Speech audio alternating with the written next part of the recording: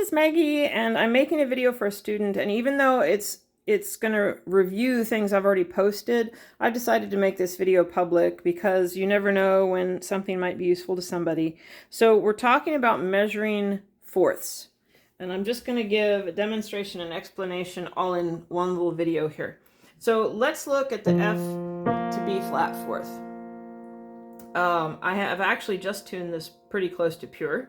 Now I play it, I hear an upper partial in there, but this one is fairly quiet. And how do I know that? Because I hear some activity in that. How do I know it's quiet at the first coincident partial? Well, there's several ways. One, you can just ghost the fourth at the first coincident partial. This is ghosting. You hold down the notes quietly without playing anything, and you whack the coincident partial. And there it is. There's a little bit of movement in there. Let me see. Let's try that. Nope, nope, nope, I'm moving. Whoop, sorry. It's close. It's close to pure. It's not exact, but it's close. So I whack this, I can hear the coincident partial instead of listening to everything in the fourth. I can just isolate that. Now active, that's ghosting. When you hold down your notes quietly and whack the coincident partial, that's ghosting. I call active ghosting when you play this quietly and then whack it, it brings them out. Let me show you exactly how I'm going to do this. Well, wait, I'll come back to that. How can I know if this fourth is wide or narrow without moving a note? That's the question. So I'm going to go a major third below this. The coincident partial for the fourth, I'm playing the F3 to B flat 3/4. The first coincident partial is F5. It's 1, 2, 3, 4. It's the fourth partial of the lower note. Third partial of the upper note. It's a 4 to 3/4. And everything I'm saying, if I don't explain it here, it's going to be in videos in the description. So if there's something you don't understand, go to look at those videos. Now I'm going to grab another note that I'm going to call the calibration note. Some people call it a check note. I'm going to go a major third below the fourth to D flat and play that with the root of my interval, with the lower note of my fourth. So D flat to F major third. And then I'm going to compare that D flat to the upper note of my interval.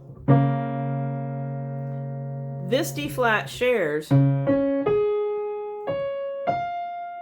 the same partial as my fourth. It's the fifth partial from the D flat, fourth partial from the F, third partial from the B flat, fifth partial from the D flat. They share that.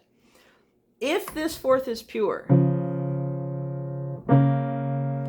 then the D flat partial will be equidistant from both the partials from the F and B flat. If it is, they will be equal beating. I'm close. It's not exact, but I'm very close. So now, not only can I ghost the fourth, I can ghost these partials. I'm going to ghost D flat to F. Now I'm going to ghost D flat to B flat.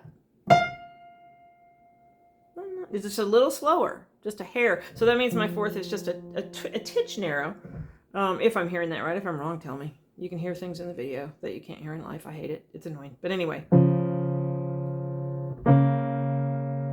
They're pretty close this way. Let me do it again. Oh, and active ghosting. You play the interval quietly and whack it.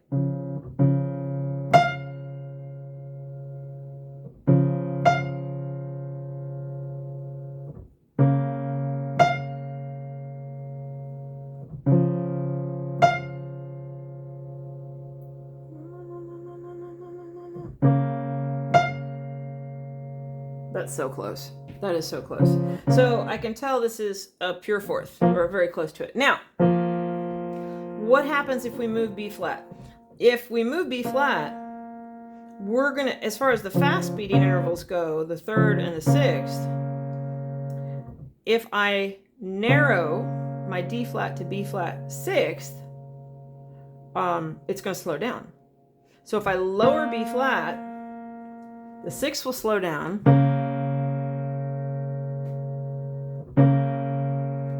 But has my major third changed? No, hasn't changed. So if the sixth is slower than the major third, the fourth is inverted, it's narrow.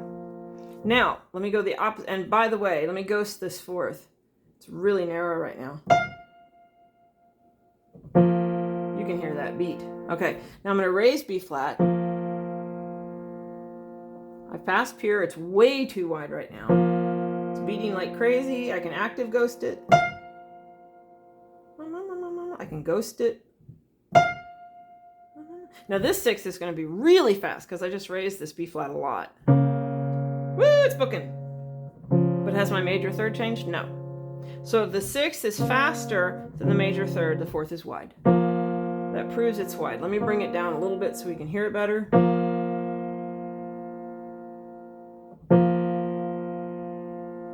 There we go. It's still too wide, but not by as much. So now let's ghost this again. 6th. But it's still pretty darn fast, so that's still really wide. And I can active ghost it. Okay, and you can use that to tune. I can actually tune my 4th pure just by listening to these intervals if I want to.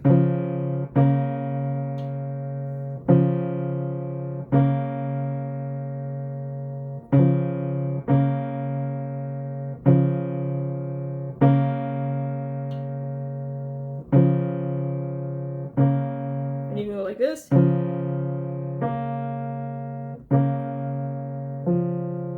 So I'm real close to pure right now. That's a pretty quiet 4th.